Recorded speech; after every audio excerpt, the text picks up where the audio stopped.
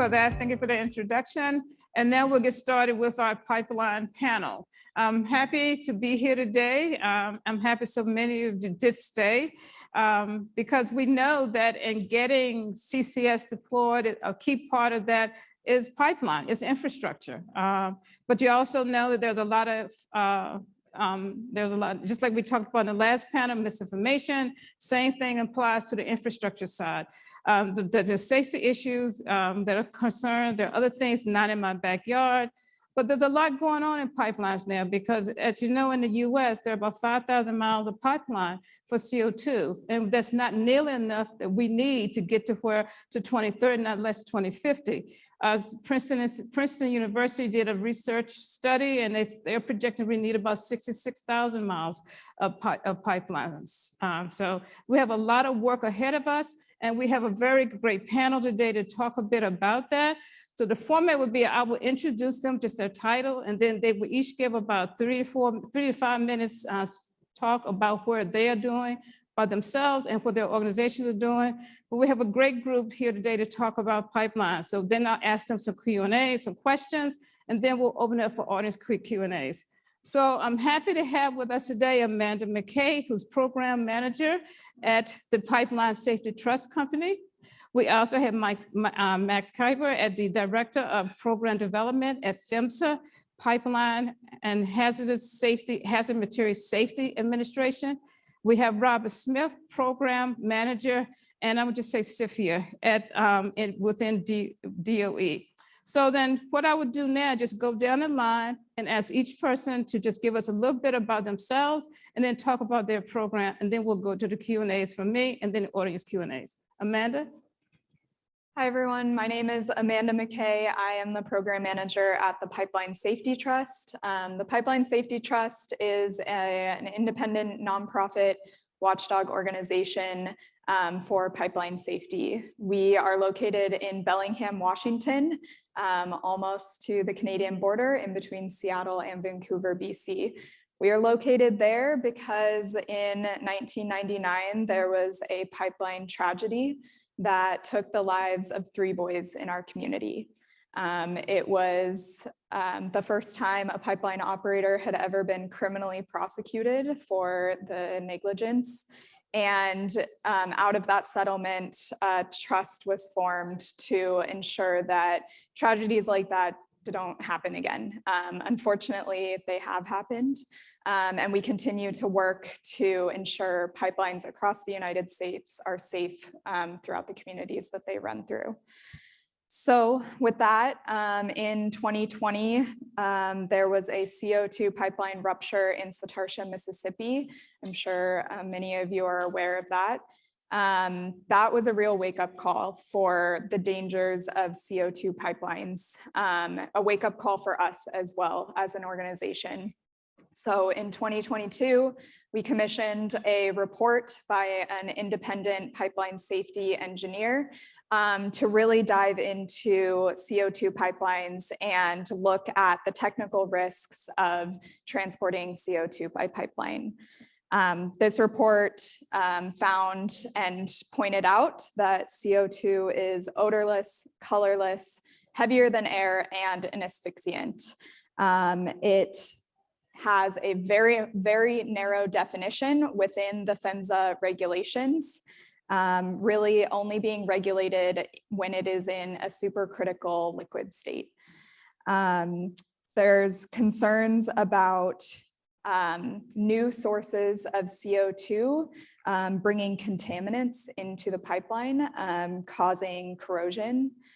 Our report found that the current dispersion modeling for CO2 pipelines is not sufficient. As we saw in the incident in Satartia, emergency responders were unaware of the existence of a CO2 pipeline, and the dispersion modeling did not take into account the community of Satartia.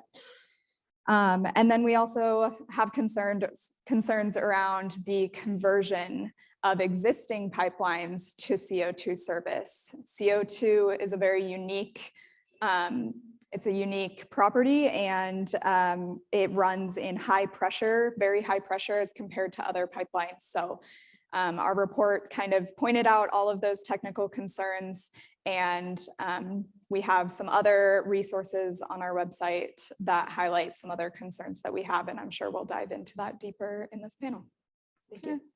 Thank you, Amanda. And as you can see, we're going to be, we're not afraid to touch on some of the more difficult topics. It's important that we, whether we agree or not, that we do bring these to light so that we can have a productive discussion on how do we get to where we need to get to. Because number one, we know that we can't get to net zero. IEA said we can't get there without CO2, without CCS. CO2 pipelines are critical to that, to getting to that. The infrastructure is critical.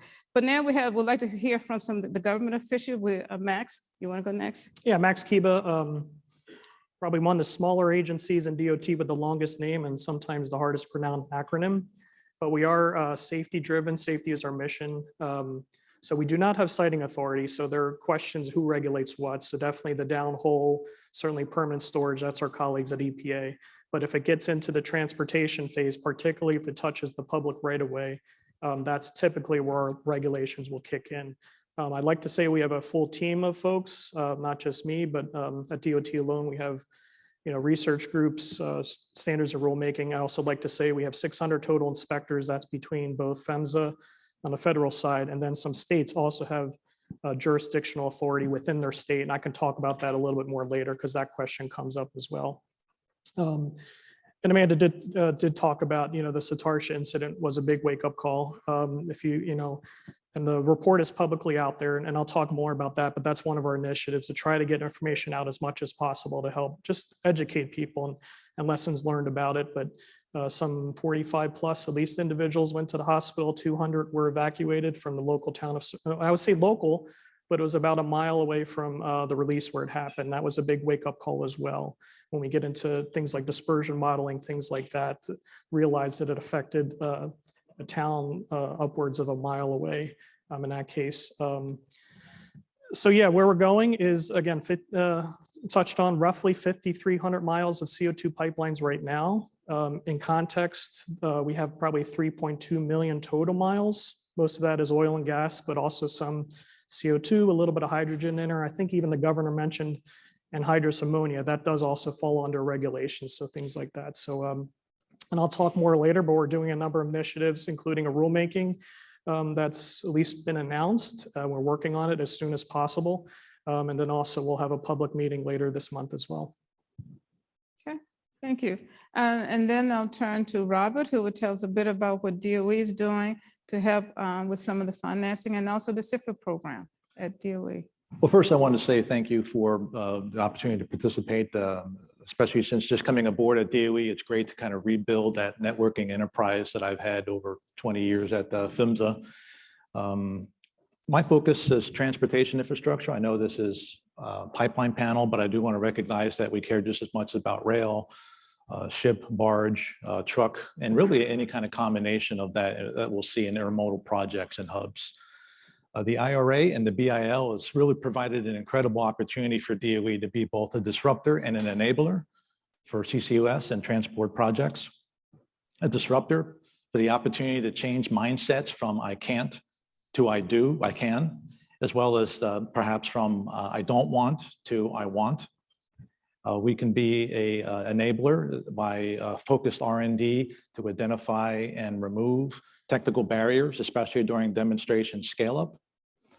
We intend to finance as much as possible the opportunity to build new, construct new systems and expand existing ones, both through $2.1 billion in low interest loans, as well as grant opportunities if you intend to build extra capacity into the infrastructure for future growth, as well as build and grow a consortia so we can share information and collaborate, remove any duplication, look abroad internationally, interagency wise, and accelerate all of our efforts. And I look to talk a little more when we return back. Okay, all right, thank you. Now turn to a couple of questions and then you can expound upon those to give a little bit more detail about your areas. You both, Robert talked about the research that's being done out there. And I think it's good to hear that the consortia that's going to be there to share information about pipelines. And I think that's going to be really helpful.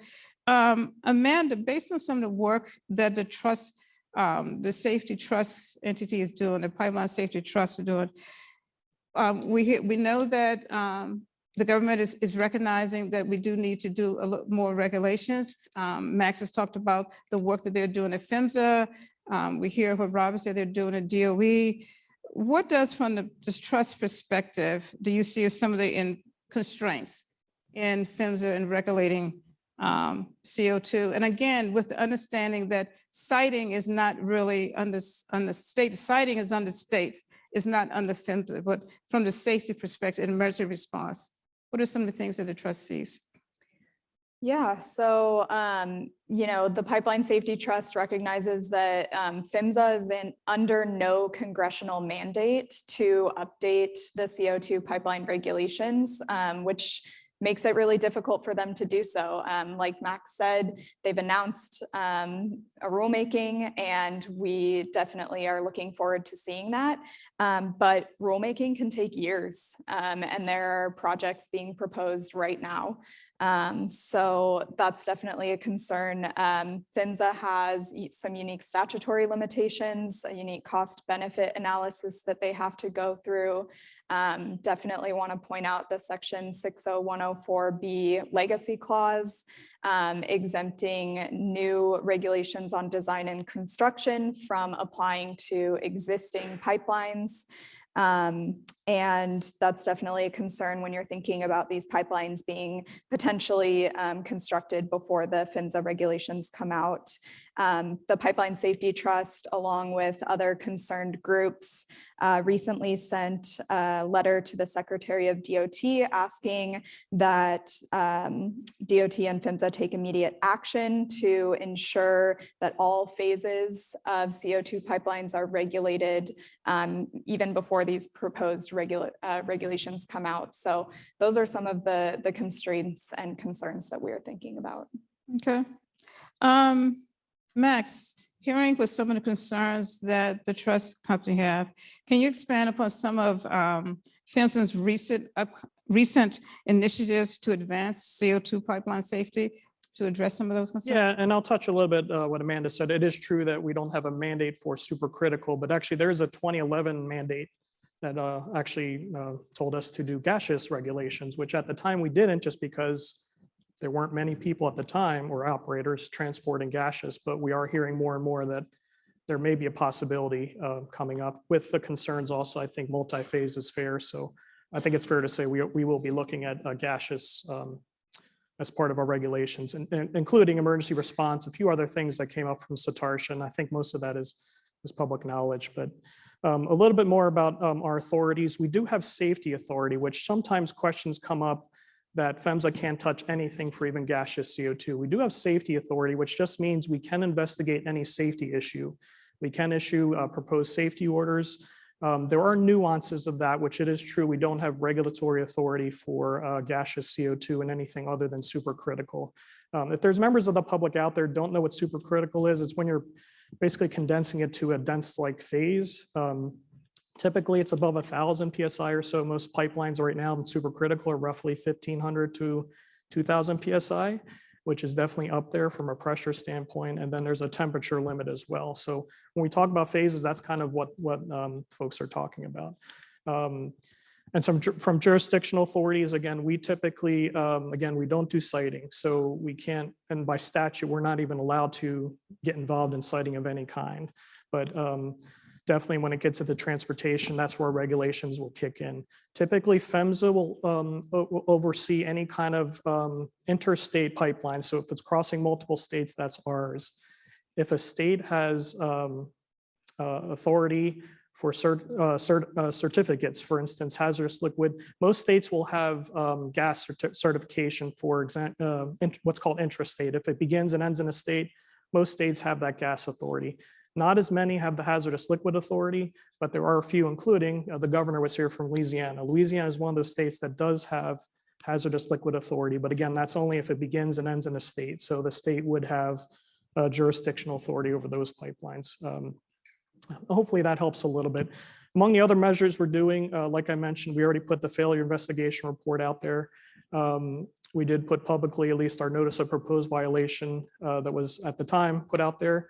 That's recently been a consent order, which is out there as well. We're doing some research and development underway. We at least have one research project with the university looking at potential impact radius of CO2 pipe or if a release happens. And also we're looking at things like welding for CO2 pipelines, just some examples. And then in this month, we're going to have a public meeting May 31st to June 1st in Des Moines, Iowa. We're taking it right to at least where the people are. If you're not aware, there are 3 currently proposed projects up there. Again, we don't do siting, but and I think it was talked on some of these panels, you know, yes, there have been CO2 pipelines for a while, but now they're happening in different areas that maybe haven't had them before, and also more highly populated areas, things like that. So we are going to take it to at least 3 of those proposed projects are currently going, well, through multiple states in the Midwest, but just about everyone goes through Iowa. So that's what we're going to have at the end of, again, May 31st to June 1st. It will be public, both in person, it will be virtual. And we're also looking to both have a good dialogue of, again, some of this misinformation we're hearing out there. And also we're looking to help inform our rulemaking that we're currently working on that. Previously, there was some public information that we would have it October of 2024. We're doing what we can to accelerate that. Our latest target right now is January of 2024. So we're trying to accelerate that not much more. If any possibility might be this year, but January 2024 is our current target. That's for a notice of proposed rulemaking. As Amanda said, it goes through, it can take a while from there. With public comments, we have some federally mandated advisory committees. We have to go through things like that, but at least hoping to put that notice out again by January of 2024. Thank you. Robert, can you tell us a little bit more about the research consortia? How that may be helpful in not only dispelling myths, but helping developers in the work that they're doing, helping maybe to get the public more informed, and even helping to allay some of those concerns or those challenges that have been raised by groups like the Trust. Sure. Research consortia are nothing new, especially for Department of Energy. We're going to be looking at best practices. We're going to be looking at what other programs that DOE has been doing, in particular in the hydrogen area, and kind of model that after those type of successes. We want to be able to have an open forum where information is freely available, both from some of the funded work that we'll be doing, as well as on an interagency basis, the federal labs, interagency. We want to be able to really provide it as an area for collaboration and coordination so that we don't waste any time. We need to accelerate efforts at this point and get to removing as many barriers as possible to lower risks for interest and participation into the CIFIA loan program or the future growth grants or other initiatives at DOE. Okay. Amanda, one of the concerns that has been raised outside, maybe not necessarily here, is the routing and siting and going through communities. And then after that, I'd like to talk to Max a little bit about his jurisdiction, just to sort of explain, because some people don't understand that PHMSA doesn't really have control over the individual states' routing. So can you tell us some of the major concerns that communities have told you that they have regarding, and then what are some of those components of those concerns? Yeah, definitely. So as Max has mentioned, PHMSA does not have authority over routing and siting, and there's actually no federal agency that has authority over routing and siting of CO2 pipelines. There's the Federal Energy Regulatory Commission that has that authority over natural gas pipelines, but with CO2, it really comes down to the state and local authorities. And so the concern there is that, you know, state and local authorities might not potentially have the time or the resources or, you know, just overall don't have necessarily sufficient information to make sure that enough safety measures are in place in order to protect the community. On top of that, there's a lot of talk about preemption. When you're thinking about state and local authorities are being told that or saying that they cannot consider safety concerns when it comes to routing and siting of these pipelines because pipeline safety is under PHMSA. And so that's a major concern for the communities that these pipelines are proposed. If the routing and siting authorities aren't considering safety, then you know, who is? And so that's definitely a major concern for first responders, for local community members, just residents overall. So, yeah. Sure. Max, when you're looking at the interest versus intrastate jurisdictional issues, what can PHMSA say about that based on the concerns that may be out there? Well, I mean, honestly, there are risks for CO2 pipelines, you know, and that it's the nature of our or name of our agency. It's a hazardous material. So I think there's risk in any material we transport. I think there's different risks, certainly for CO2 compared to others. You know, sometimes I get this question, oh, how does risk from a CO2 pipeline compared to a conventional hazardous liquid or natural gas? It's really hard to compare them. I mean, yeah, you can maybe look at incident data, but I would even caution that a little bit that, you know, that's only as good as the information you get in sometimes. Satartia was a great example, I think, and I was humbled myself where you might see something publicly out there that say there were no injuries from Satartia, and that's by a definition that it's got to require overnight hospitalization. But I think we've all heard anecdotally reports. There were individuals that, well, a few things. There were individuals that are still having effects, long-term effects from that release. We've heard anecdotes where the hospitals didn't even know what they were dealing with these individuals coming in. So I would also caution when we look at data that, you know, data could always be suspect as well. I think as much as possible, we heard a few panels today, do what you can to, and these are developers, operators out there, but do what you can to engage with the public as much as possible. I get disappointed when I hear things like, you know, public asks for things like emergency response guides and operators say they can't provide that. Yeah, there might be some parts that you don't know all your aspects of emergency response until you may know what the actual siting is and things like that. But there's probably basic stuff you can share out there. There's other operators out there that do have things publicly available on their website, including some CO2 operators, by the way. I'm disappointed sometimes to hear that. And yes, we do have engagement from PHMSA's standpoint, things called public awareness, which it is in our regulations.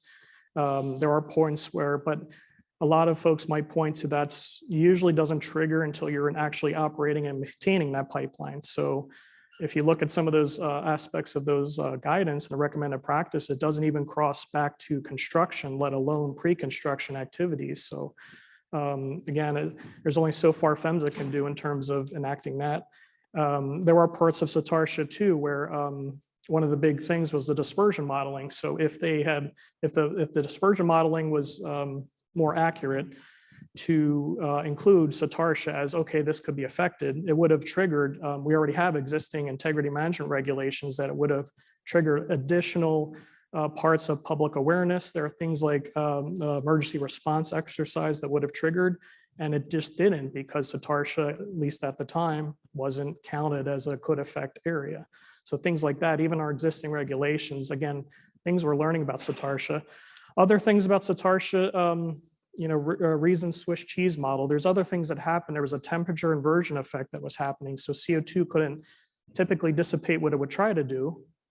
So if you don't know, temperature inversion is kind of like a cold area, warm area, cold area, but as it went up, it just kind of settled and it just kept getting pushed out. And then there are parts of that terrain which is more complicated. So that's where other parts of that where there is more impacts than maybe there would have been, or at least from the release, things like that. So these are all things we're aware and thinking about. I think we're all in active listening mode too. We're trying to understand as much as possible. We did read the Pipeline Safety Trust report and concerns. And again, that's one of the things when we go to Iowa, we're trying to hear more concerns.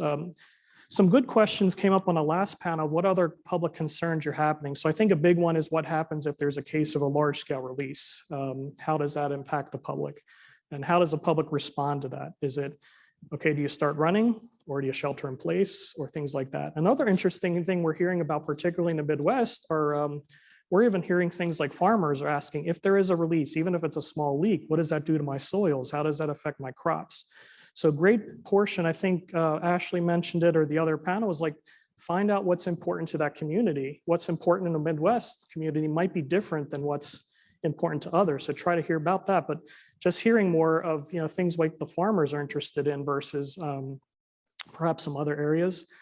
A lot of public is concerned, and again, it's not under our purview, but the concerns of eminent domain. If we can't come to some kind of agreement on this easement, other cases, there are big concerns. Is eminent domain going to take over? So those are kind of some concerns we're hearing about. Again, there's some of those we have no authority to be able to even touch, because again, by statute, we just can't go there for citing discussions. But as much as possible, we're trying to listen to them and see what we can do in the context of our current regulations while, some of these projects are going on, but understanding, there are some areas we definitely need to improve, at least to enhance our regulations, because we are going through, again, not only emerging, but re-emerging technology in some of these aspects. So. Okay, thank you. I'm gonna pivot a little bit and then save additional questions from the audience. But Robert, can you tell us a bit about CIFIA and what type of projects do qualify for CIFIA, and then also the feed program too? Well, the BIL provided a number of requirements for CIFIA, but I think the one that resonates the most with everybody is that it has to be a common carrier transportation infrastructure project in the United States. It's got to be more than, or at least $100 million in its value. It's got to be transporting captured CO2 from anthropogenic sources and/or ambient air capture. It could be by pipeline, shipping, rail, or other transportation modes for storage or use. And it's for new infrastructure or repurposing existing infrastructure. Okay, and the feed funding, what type of funding for feed? The front-end engineering design studies is another important build provision that we're executing that we see as a gateway to further CIFIA participation. We're trying to inspire transport operators to start thinking about their projects, maybe intermodal projects, go through the design phase, understand where the locations can be, start to build their community engagement practices. We started with our first funding opportunity announcement last fall, focused on the pipeline aspect, given the importance of connecting multiple points of source with more than one points of storage. We have made selections, and the announcements of the recipients of that pipeline FOA are forthcoming. And we do have absolutely more plans to, solicit for additional feed FOAs throughout this year and into next. We have carved and set aside $100 million for these feed studies. Thank you. Yeah, what I want to see, what I'm hearing from all you, I do hear a common theme of safety. Well, different perspectives, but I do hear the common theme there. I also hear that the government is recognizing that particularly this administration, it recognizes the issues that are out there. We also need to understand that we do need to hear the concerns from the community. So now I'd like to turn to see if there are questions from the audience, and I'll just take them as I see them right now, okay? Are there gas pipeline safety regulations that should be applied to CO2 pipelines but aren't currently? I got to be careful here, ex parte rulemaking. My lawyers are, I will say one question that comes up with CO2 that isn't natural gas are things like odorant. So if there's a release, how can the public easily detect it? So natural gas, typically, at least most distribution and some transmission, you put an odorant, and that's that rotten egg smell, if you ever smell it sometimes, and that's what it is, it's an odorant in there. Questions have come up, can you do the same thing with CO2? And So far, to our knowledge, there might be one out there, but there aren't many commercially available technology or odorants that could be applied to it, at least that are effective. There might be some studies out there that say, yeah, you might be able to use the same odorant from natural gas into CO2. So the whole emergency response question will come up is how does a public know there's a CO2 release? I mean, hopefully, yeah, things like there could be a great emergency 911 type notice, but then environmental justice came up too. What happens if you have members of the public that don't even have cell phone coverage or even, things like that? So, some of those questions came up. So that's one aspect. Another thing with CO2, particularly in supercritical, and if you ever seen the pictures from Satartia, you probably know a lot of white on the ground. And that's from quick phases change from supercritical dense-like to now becoming gaseous. So almost very similar to highly volatile liquid types. There's a big significant change that happens. So those questions came up is, do you need to look at CO2 once it's released out of a pipeline, regardless of whether it's gaseous in transportation or a dense phase, it's going to become a gaseous when it's released. So you have to treat it almost like a gas release of sorts. Do you need to look at some of those aspects? So again, those are questions that have come up from the public.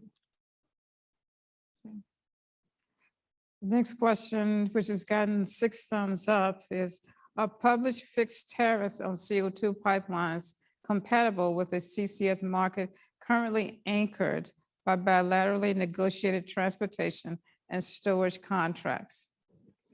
Well, I saw a couple questions there that I think I like to group together. Okay. Our goal with CIFIA is to see as much participation as possible, both on the loan side as well as the future growth grants. And with that, we need to try to make clarity in the requirements. We're still addressing issues like the common carrier and the tariff and other things that we've identified as areas for bringing more clarity. One, maybe possibly issue some FAQs and put out there. Right now, there's operators, transport operators, having free opportunity to talk with the loan program office at DOE about their eligibility requirements. There's been a lot of good feedback in that and other things in community engagement that we hope to bring into these frequently asked questions that we can add out there for the CIFIA process. Okay. Governor Edwards mentioned the extensive network available in Louisiana. Is it realistic to believe we can reuse most natural gas pipelines for CO2 transport? I think they're asking, yeah, I'm thinking that would probably be a question for the trust company. And then also I would think that Max would also get in there because I'm assuming they're getting into like what is potential, what is in the pipeline? Are there anything other than the CO2? What's in the CO2 and stuff? So Amanda, do you want to take a first shot at that? Sure. Yeah, I think that's a major concern that the public has is, people talking about transitioning a natural gas pipeline to CO2 service. CO2 is very different than natural gas, different physical properties, different effects on the pipeline, and also different potential contaminants within the CO2 itself. Right now, the 5,000 miles of CO2 pipelines are generally supplied by natural sources. They're pretty pure, pretty dry.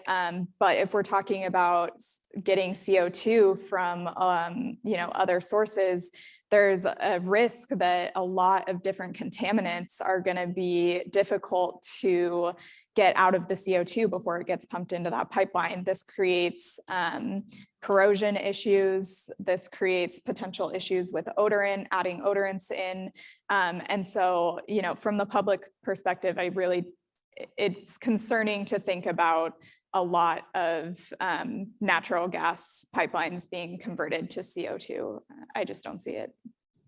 Yeah, and I come from a research background, so it's the whole research triangle. You can do it right, fast, and cheap. I mean, anything's technically possible, but can you do it right and can you do it fast?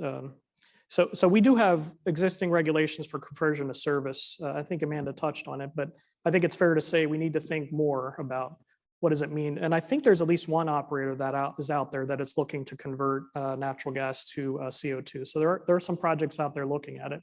But I think Amanda rightfully said there's different things you need to consider. Big thing with CO2, among others, if public doesn't know, if you even mix water with CO2, it creates carbonic acid, which can create more internal corrosion issues. Another one is some other constituents in there like H2S. That was one concern at one point that was Satartia. They thought they saw some reports of a green cloud, things like that. If anyone doesn't know about H2S, it's really nasty stuff. You don't want to be around it when it's released, but there are some concerns, particularly with multiple constituents and things like that. That's one of the other aspects too of, regardless of whether it's converted or not, again, just knowing the additional risks involved.